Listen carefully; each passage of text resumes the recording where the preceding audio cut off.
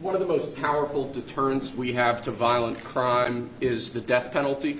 As you said, your administration has taken bold, decisive steps to ensure that Washington, D.C. is once again a safe and secure city for its residents and all who visit. This is a presidential memorandum that directs your Attorney General and your U.S. Attorney for the District of Columbia, Judge Janine Pirro, to fully implement the death penalty here in Washington, D.C., where the evidence and facts of a case indicate that the death penalty should be used. Okay? Everybody understand? Death penalty in Washington. You kill somebody, or if you kill a police officer, law enforcement officer, death penalty.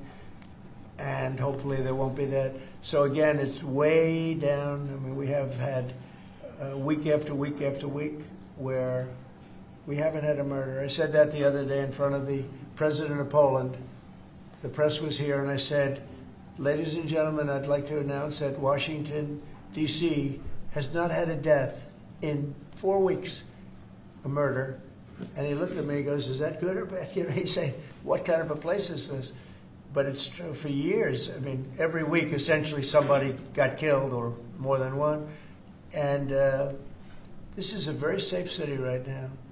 We don't play games. And, you know, it's interesting. We took these careers out, career criminals. They call them careers. They left the word criminal out. But we took the careers out of here. And they're now brought back to their homes, or they're in jail, or they're in a jail in another country. And hopefully they're not coming back. And we have to maintain it. You can't just leave, and we have to maintain it. We've gotten along fairly well with the mayor. You know, she's getting a party that hates that the city's becoming safe. I mean, they're actually criticizing her because the city's becoming safe. But this is becoming this is right now a very, very safe city. This went from the most unsafe city in the country to the safest city in the country. There's no city any safer. That's a pretty big achievement. And we really did it in 12 days. But if you add an extra week to it, that'd be nice. And, I mean, you can go out to dinner. Restaurants are booming. You know, the restaurants were dead. They were dead. Even if you got to the restaurant, then somebody would come in and hold you up. You know, they'd hold up the whole restaurant. They go to Uber. Young ladies in the White House, they'd call Uber for protection. They'd run to the car because they were petrified to be from the entrance of their building to the car. Now they feel safe. They're in the car, and then the car gets hijacked while they're in the back of the car. This is what we were living in. We were living in hell. People that work in the White House, every time they see me, young women in particular, say, thank you, sir.